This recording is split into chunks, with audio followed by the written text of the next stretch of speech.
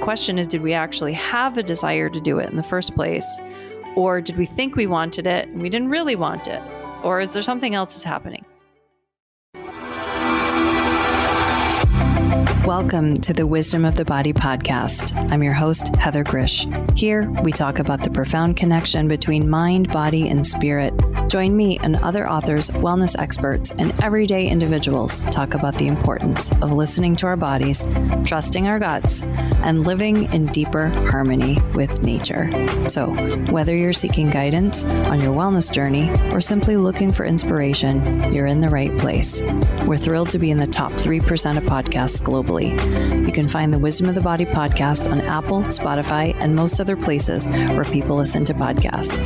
You can follow by joining my email list at heathergrzych.com or by following me on Instagram at Heather Grzych. That's Heather, Grzych. I know you're going to love this podcast, so take a second right now to subscribe. Hello, I'm Heather Grzych, and welcome back to the Wisdom of the Body. And we're going to explore today how our energies inside our stories and the desires that we have shape the way we live, create, and connect. Desire is a tricky thing because all this stuff out there about manifestation and people feel conflicted about things that they want in their life, or they want something and it's not here now. And I've noticed in both my writing world work and also in my Ayurvedic practice that there are ideas that people get sometimes, or a desire that they get, and they appear and then all of a sudden they vanish. So like some people will suddenly be like, I really, really want to do this. And then like, boop, boop, boop, and then it like fizzles out. And sometimes the things that people say they want, they never really fully take root. And I've thought a lot about why that happens to people. I've seen it a lot.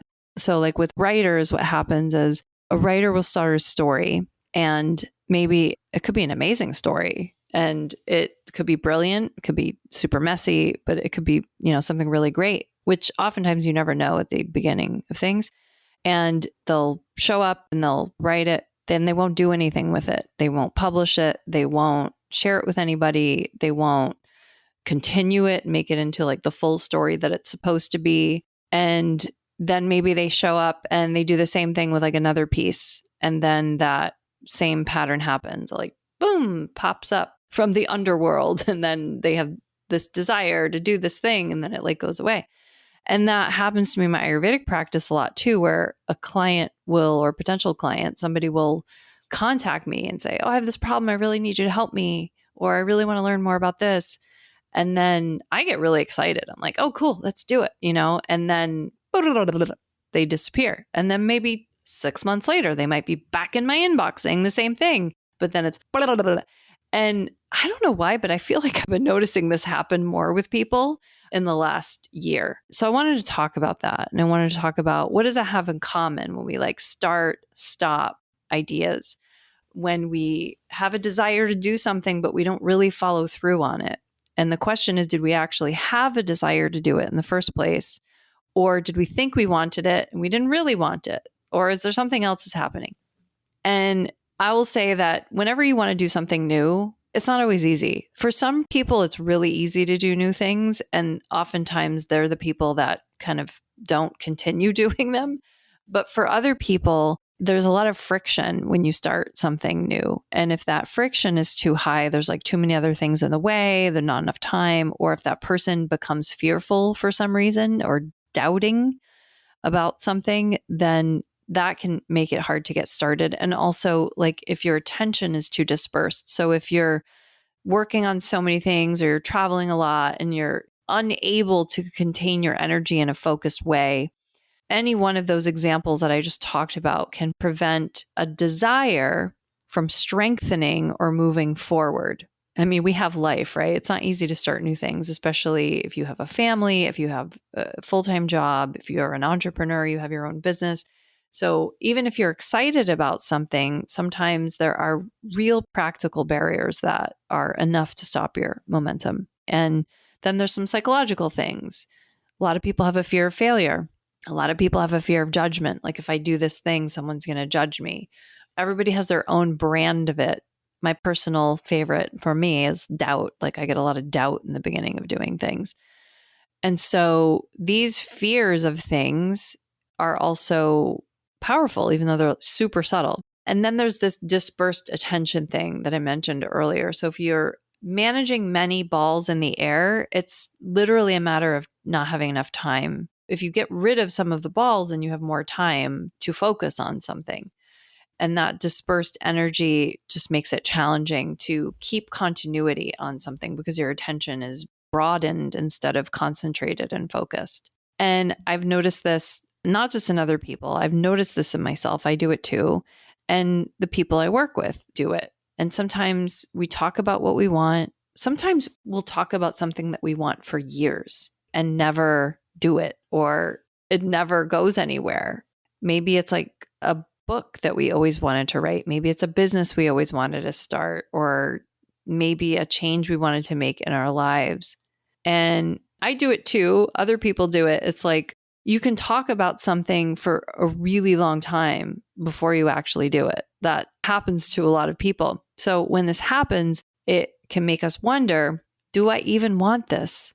And then if the answer is yes, if deep down you do, then the next question becomes, well, what is actually holding me back?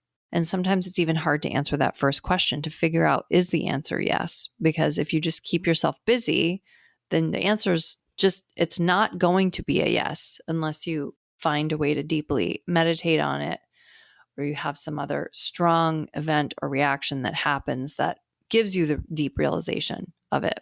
It's like a yes with your body, not your head. And in fact, decisions, despite what people think about them, they're not made with your brain. I mean, the brain is involved, but ultimately that closing out, that like, yes, this is the path we're going on now, that is not made with your brain. So the answer can be subtle, and we have to be willing to step into the unknown to find out what we really want. Otherwise, don't even bother thinking about it. Just be content with where you are. But if there's something that, keeps popping up all the time, it's like, why does it keep popping up? You have to fully look into it. Okay, so I wanted to talk today about Ferris Bueller's Day Off, because I think Ferris Bueller's Day Off, the film from the 80s, is a very good way to illustrate about desire and also about Ayurveda, because I think the personalities of two of the characters in this movie will help you understand even doshas better. So Ferris, if you've seen the movie or haven't seen the movie, Ferris Bueller, the namesake, he's in high school. He's very charismatic. He's very creative and persuasive, very impulsive. He decides to call in sick to school. Clinically, you could describe him as high and light. He's very extroverted. He's seeking sensation and very prone to impulsiveness. And he bends his rules. He manipulates situations and takes huge risks. So he's in a way like your kind of classic entrepreneurial type personality, or in Ayurveda, we'd probably call that the Vata Pitta constitutional type, or at least energy dominant in Vata and Pitta. And he's very energetic and action oriented. So he's going to make change happen, this Ferris guy. And then there's his buddy, Cameron, who's anxious. He's very self-critical and he avoids risk. And if you were going to look at him from a clinical psychology perspective, again, I am not a therapist. I did not study clinical psychology at a graduate level. So I'm not qualified to diagnose people, but most people will probably say that he's neurotic, that he's a perfectionist. You can see that he has social anxiety and he's depressed. He's got these tendencies of depression. And you learn later that he feels powerless against, his dad, who loves his car and all this stuff. And then he ends up, at the end of the movie, destroying his dad's car. And he's this classic Kapha and Vata, where there's attachment, but there's also anxiety. So there's a stuckness with Cameron. He's very reliable, he's the reliable friend, but he's reliable because he's stubborn and he's weighed down by his fear. But deep down inside, he's very powerful and hasn't, tapped into that. So the funny thing is that on the surface of this, the Ferris looks like he's the hero of the film. He takes risks and he acts very decisively during the film. He's the guy who wins the day. But if you look at this classic arc of a hero's journey, the classic Joseph Campbell hero's journey model, which is used in some form in all stories of films, books, whatever. So if you look at the hero's journey itself, Cameron is actually the true transformational hero. Ferris doesn't really change that much throughout the course of the film. He's always changing. That's like his nature. But Cameron is the one that goes through this big transformation because he confronts his fear. He takes a risk. He faces the unknown and he steps into responsibility because he crashes his friend, actually crashes his dad's car at the end of the film. So he's the one who changes. He's the one who evolves. He may not have done that without Ferris catalyzing that. And that's what Vata Pitta energy is. It's a catalyzer. So this is what we see with ideas and desires in real life, this energy. You can start many projects like, Ferris is full of energy, full of excitement. But unless you confront your fear and you align your energy and focus your attention, the ideas that you have, they're never going to fully manifest unless there's some like divine intervention thing that happens outside of you, but they're not going to manifest from your actions. And just like, Cameron needed to take that leap. So taking a risk on yourself is very essential. You have to follow your passion. And even when it's scary, even when it seems impractical, even when people think you're crazy, because obviously there's this whole thing about like the crazy ones are willing to face the fear and take the leaps. They're the ones who change the world. There's a great Apple commercial that Steve Jobs did about this years ago, but you're not going to change unless you take a risk. You're not going to change the world unless you take a risk.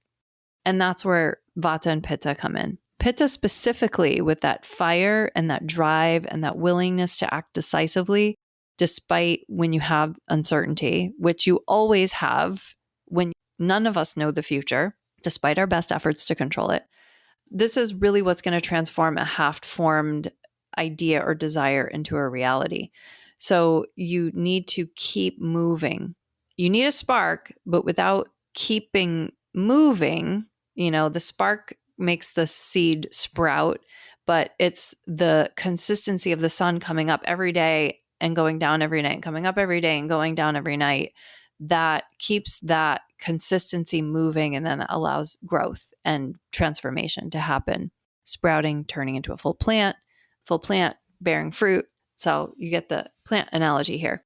So stories or ideas or desires, these are actually like living energies in us, living entities even, and they need the right conditions to grow. So your focus, your courage, your aligned energy, and your willingness to step into the unknown. Sometimes the unknown is terrifying for people, but that is where transformation is going to happen. Okay, so let's do a little exercise right now, wherever you are. Take a moment, and if you can, close your eyes. Just for a moment, let your mind quiet a little. Now ask yourself, which ideas or desires have I been thinking about recently or even for a long time that make me feel alive in my body? Which ones make me feel alive in my body? Don't overthink it. So pay attention to your physical sensations. Do any of these ideas that you're thinking about, maybe one or two or three that come into your mind, do any of them make your stomach flutter or your shoulders relax or your heartbeat faster? Or maybe your chest kind of lift up, your posture get taller? Because that's your body telling you which ideas are ready to take off. And you're not going to notice this if you don't pay attention. But now you are paying attention, and you're going to notice which ideas, which options, which things you've been considering pursuing, which of those feel different than that, which of those feel heavy or stuck or tense.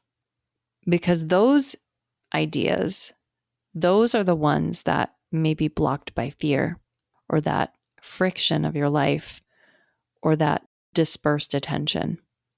And notice which ones feel light, expansive, exciting. That's your energy signaling that this is the idea that you can give focus and courage and action to, because it feels good in your body. It feels good in your body. That's important for something to feel good in your body. So hold that awareness for a moment. Even just recognizing which idea is ready is the first act of courage. And sometimes it's all it takes to begin. So coming out of this, just transitioning out, and the next time you notice yourself with this starting and stopping, or circling around a project, or hesitating on a desire, paying attention to the friction in your body is going to help you. Paying attention to the fear in your body is going to help you understand where your desire really is. Because if you don't focus on your body when these ideas come up, when these desires come up, you're going to end up like whack-a-mole.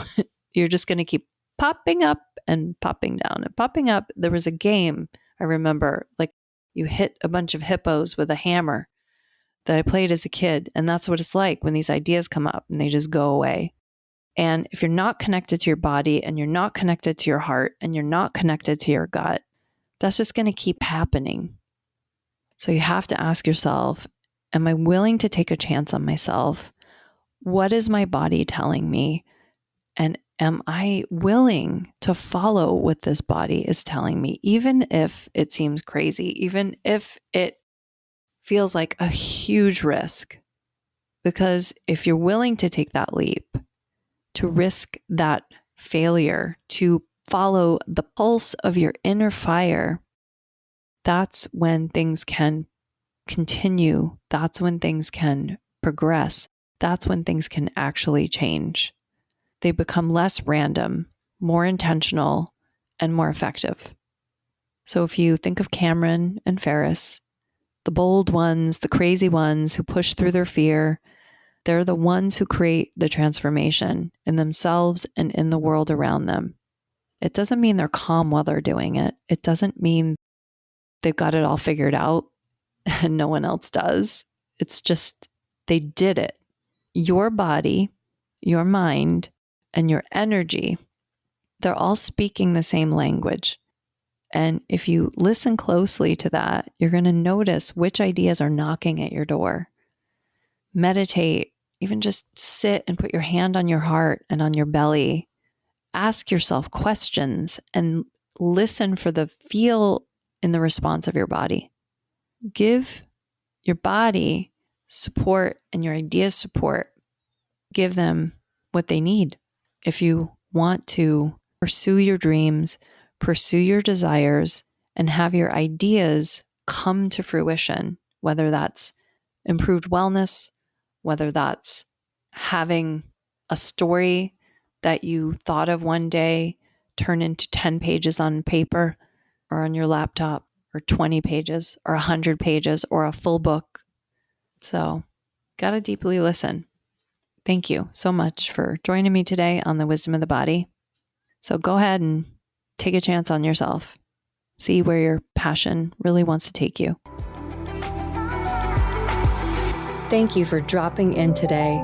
Don't forget to subscribe and give us a rating. To learn more about the topics shared on this podcast, visit heathergrzych.com. That's Heather, Grzych.com. And meet me here next time on the Wisdom of the Body.